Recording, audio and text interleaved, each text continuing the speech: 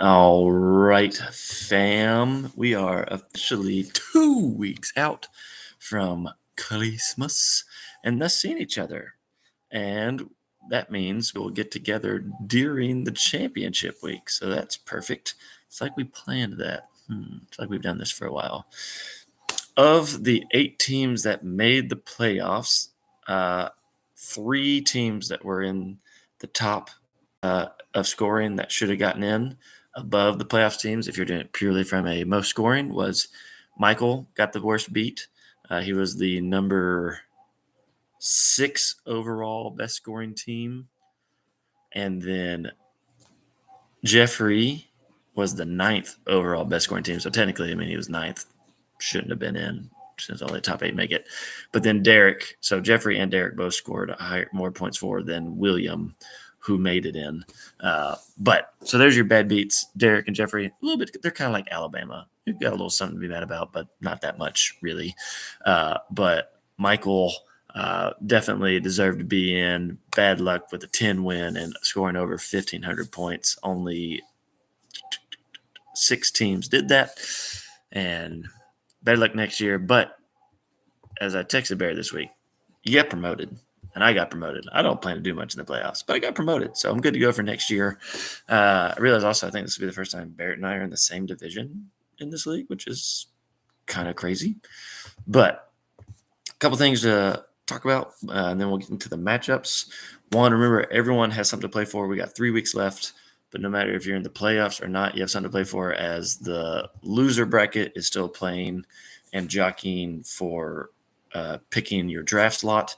So every week matters for playing. And then even in the playoffs, if you lose, you still want to win the final 2 weeks to get a higher draft choice for selecting where you choose to draft from. So you still want to win every single week. Everyone's got a reason to play every single week, and no need to quit yet. Hang in there for 3 more weeks, and we can jockey all the way through Christmas together. And then at that point, we'll figure out exactly where the total draft order stands. Districts for next year are set. I have that saved on my phone. I'll text that out at a later time. No need to go over that in here. As far as pickups of the week, well done by Derek getting Mr. Smart. A smart move, you might say. You beat me to it. I actually kind of planned to pick him up and forgot about it. So too late for me now. But I texted this morning, but of course the number one in man was yet again a 49ers running back. How often has that been the case throughout this season? That's been nuts for them. I was happy to get Washington ahead of Luke, though. If I'm going to lose, I'm going to lose cheering for my team. And, a pretty good defense, and they're playing against a pretty atrocious Saints team that probably doesn't have a quarterback. So let's get into it. After this week, I probably will only do the playoff teams. But remember, everyone still has something to play for. But I probably only look at the playoff matchups as we get into the semifinals and then finals for that very last week. But for the playoffs, in the number 1 seed, Barrett versus myself, it doesn't look good. Pretty sure this is probably the largest spread of the playoff teams. He is projected to beat me by 22.5 points. I believe every bit of it. He's got Jackson, Barkley, Chase Brown, Nico Collins, and then some pretty still good players. But those are all studs. I would still play T. Higgins over some of my receivers. Kate Otton's come down a little bit. Jalen Waddle, okay. But that is a star-studded top 4 players. I have Patrick Mahomes. Probably won't be drafting him again. He's had a couple hot weeks, but overall in fantasy is not equate to real life, sadly. James Conner, happy about that. Braylon Allen, here's hoping Breece Hall's out again. Otherwise, I'm really hurting at running back. I should have bid $2 more for Zach Charbonnet 2 weeks ago. Hopefully Ken Walker's back, and that doesn't matter. Tyreek Hill, finally looked good last week. Maybe got a chance there. Keenan Allen, either does great or horrible. Yeah. Dalton Kincaid, let's hope he actually plays this week. Although I did pick up Freiermuth and he got a touchdown for me last week, so maybe. Drake London, absolutely. Washington D, but he has the Broncos D against the Colts. I would favor the Washington Commanders defense to be better there, so I got you beat in one place, bro. Kickers, whatever. We both have random people that no one knew before this season started. So, such is life with kickers, as Justin Tucker appears to have lost it. Benches don't really matter at this point. Kind of doing some stuff to get ready for next season. Benching the Eagles D for the Broncos D, both great defenses. Good luck making that choice for yourself. I mean, while I would like to say I think I have a chance, Lamar Jackson plays the Giants. Barkley does play the Steelers, so maybe they wrap him up, unlike anybody has, or maybe he gets hurt. Might be my only chance. Chase Brown, Nico Collins, Dolphins. Yeah, T against the Titans.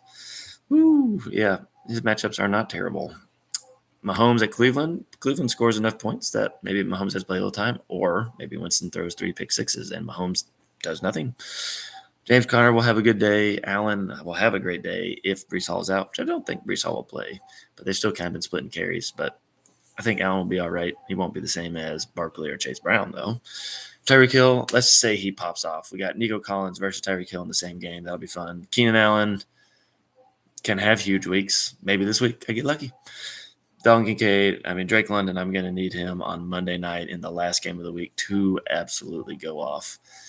The fun for me, or maybe my nightmare, is I get to have hope the entire week until Monday night because Barrett has no players in the Sunday night game or any of the Monday games, whereas I have 1, 2, 3 players in the Monday night games, and that is Allen and my kicker and Drake London. So I could put up a bunch of points. So if Barrett's not up by, let's call it 30. 30, Barrett's going to be sweating. With a kicker and 2 receivers, Barrett will not feel comfortable with a 30-point lead going into Monday night. He's going to want 40 plus going into Monday night to feel like he's got a chance to win. If it's 30, I think I'd take it. So that's a little fun. I get to have a little belief all week before the drowning sorrows of another year and no trophy. But I will pick Barrett to win. Commissioner's curse come in full effect. Krista versus Ryan, 2 10-4 teams. Ryan projected to win by 6, 6.5 actually, but good little matchup.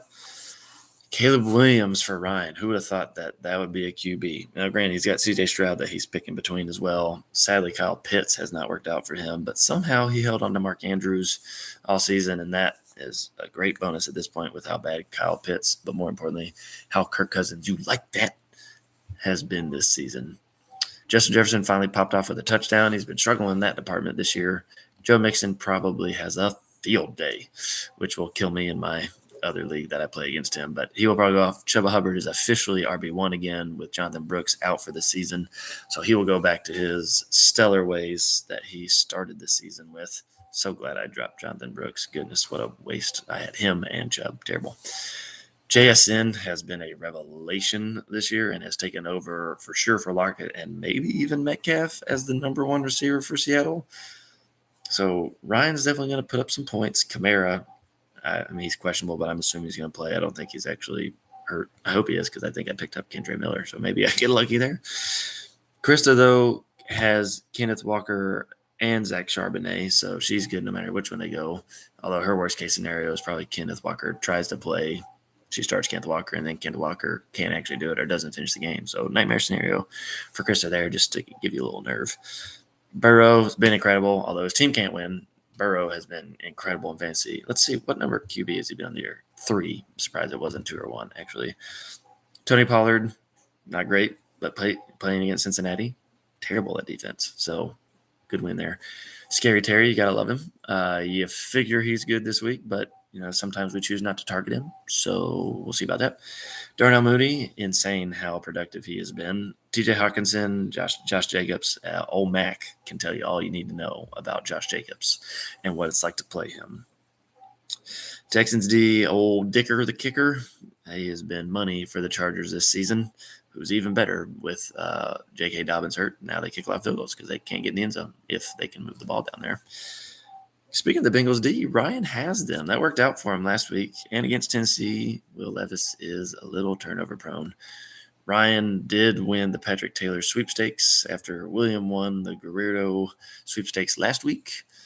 So bench depth suit for Ryan to make decisions for, although, he'd have to choose to bench Kamara, Hubbard, or Mixon. So thanks for taking a player you're never going to use, Ryan. The rest of us are needy. It's the season of giving. That's what Christmas is about. So feel free to just throw him right back. I do think Ryan wins this one. He's only predicted by 6, but I think he actually wins pretty handily. Sorry, Krista. Great first season for you. You made the playoffs and promoted, so great job. OP will be proud of you for pulling that off. Already raising his team up to the middle high division, which I think OP made it to one time. I think he got there. But I think Ryan wins by a minimum of 10, if not 15. I think he's got this one. Mac versus Dylan, 10-4 versus an 8-6 team. And total points for over the season, Dylan outscored him by about 55. But Mac is projected to win by 7. So, I mean, if I'm going to stay true to my prediction, I always predicted Dylan to lose, not this week, but next week when the Lions play the Bears. But the Lions get Buffalo this week, which is a good defense. He's choosing Baker Mayfield currently over Goff at QB. Feels a little sacrilegious there, but we'll look past it. Ironically, he has the Bills D on his team on the bench. That'd be kind of funny if he played the Bills defense versus all of his offensive players. That'd be an interesting conundrum. But you're not playing golf, so maybe you just hope he throws a bunch of pick sixes, causing the offense to have to go crazy. I can see it. Cardinals D against New England instead, though, but I mean, he's still projected for 111. It's not like he's projected for a bad day. Mac is just projected for 118. Mayfield does get the Clippers, and they are a pretty stout defense. And Buffalo's defense isn't anything to sniff out on. They're pretty good. A-Chain, the other non-Lions player against Houston. Texans D is getting better. They're not great, but they're getting better.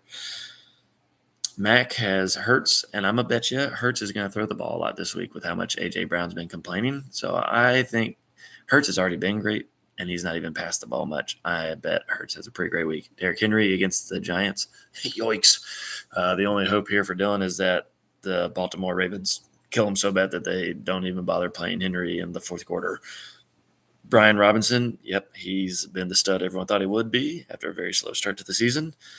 Cooper Kupp, it seems like it's more like the Nakua show at the Rams, but Cooper Kupp's still great. Malik Neighbors, feel bad for him. He should be a stud. I think they're also bringing DeVito back at QB, so that really puts down his upside. Drew Lock could at least actually throw a football. Evan Ingram, really stud tight end, just hurt by it no longer being sunshine, throwing him the ball, and now he's got Mac Jones, who's no longer a starting QB for a reason. Juwan Jennings, what a steal getting him. He should only continue to be great. Rams defense is okay, but they like to get in shootouts, as evidenced by their 45-44 win over the Bills last week. Chiefs D versus Cleveland. Yikes. Yep, Jameis Winston's going to throw some picks, if not some pick sixes.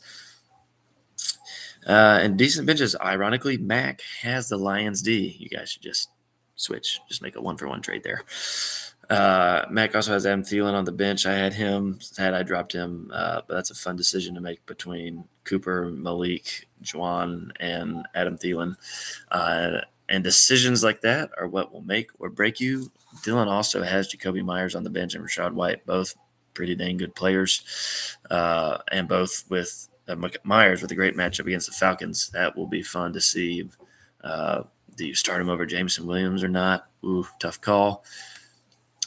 I really still feel like Dylan's meant to make it to next week and then lose with Chicago, but Mac's team is really good. I think Mac makes the right decision. I'm going to take Mac with the win, which would then set up, I think I have this right, but Barrett would then play Ryan, and Mac will play the winner of William versus Luke.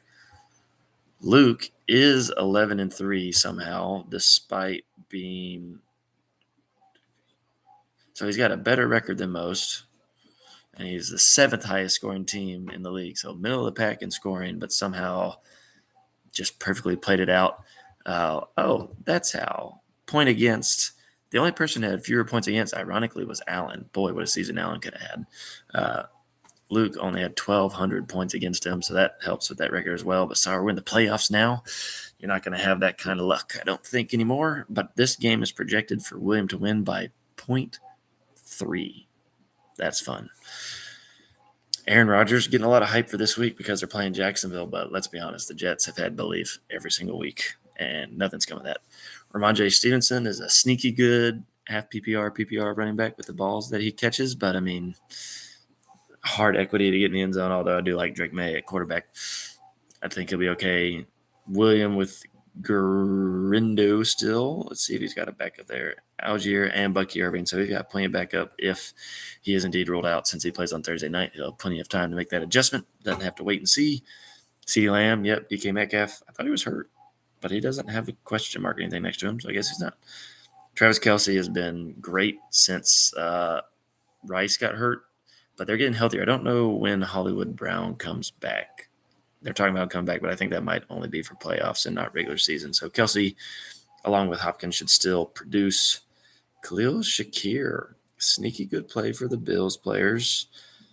It was Derek last week that had all the QBs. Now it's William. He's got Rodgers, Geno, and Russell Wilson. Boy, have fun making that choice. My bet is you go with Rodgers or Smith. And the decisions like that, just like the one before, is probably the one that makes or breaks your win-loss. Luke, Jaden Daniels, hail to the Commanders, we believe. I think he has a great week. Jonathan Taylor, Denver, though, great defense. However, Taylor is ironically better with Richardson at QB, so he should be all right. DeAndre Swift, Minnesota Vikings is a very good run defense. You beat them more through the pass. That's not great. Jordan Addison has been insane. No one is really talking about that, but he's maybe better than Jefferson over the season. If not, he's definitely been over the last few weeks. Garrett Wilson, what could have been for his season, and what a disappointment he's been so far. But that is currently Williams' QB, so that's fun to have the receiver of your opposing team's QB. Zach Ertz. Oh, so we got a QB tight end connection here. That's not one you see often. A.J. Brown. Sorry, William. I think A.J. Brown pops off this week because of opening his mouth and being unhappy. Even though they've won 9 straight games, he's unhappy. But I bet they give him over 10 targets this week due to that complaining. Kami Fairbairn, terrible kicker. Luke, get a new one. That dude has missed more field goals over the last couple weeks, and not even long ones. Terrible.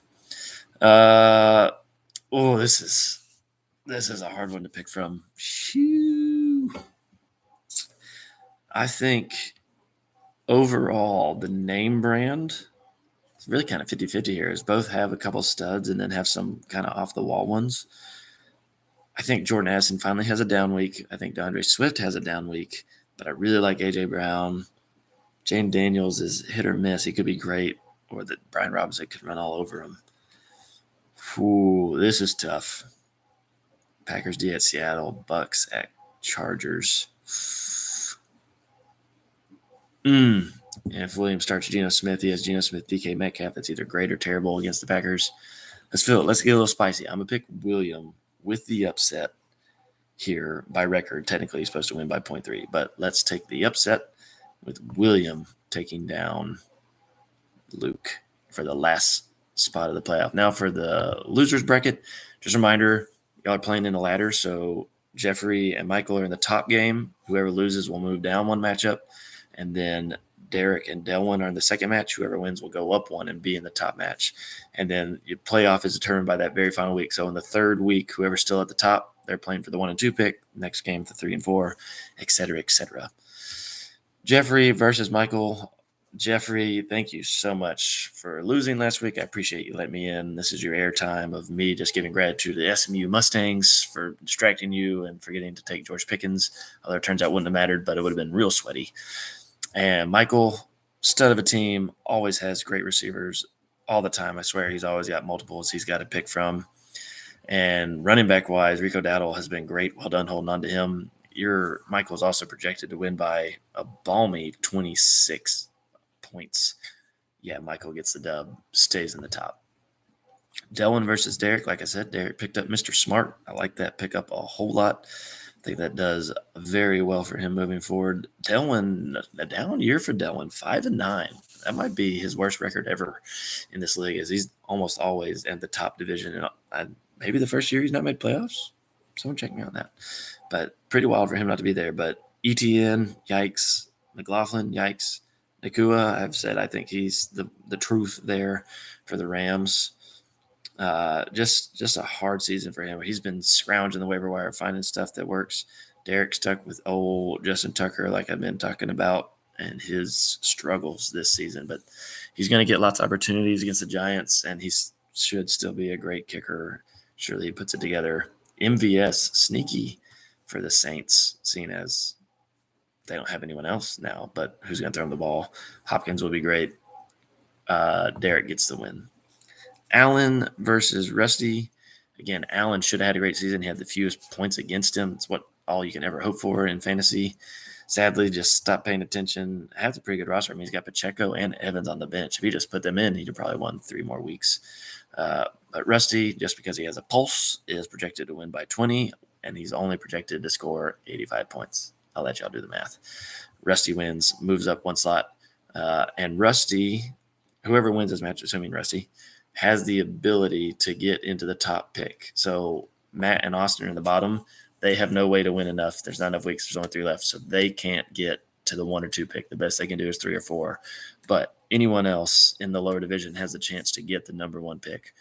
Austin and Matt, not so much. Austin, you're not going to win this game. Again, 51 points, and Matt's projected to win by 22, probably his biggest projection to win ever at only 83 points. I trust Matt to make the moves to field a starting lineup. Austin will not, and therefore Matt will win and try to get up to getting that number 3 pick. See y'all in 2 weeks.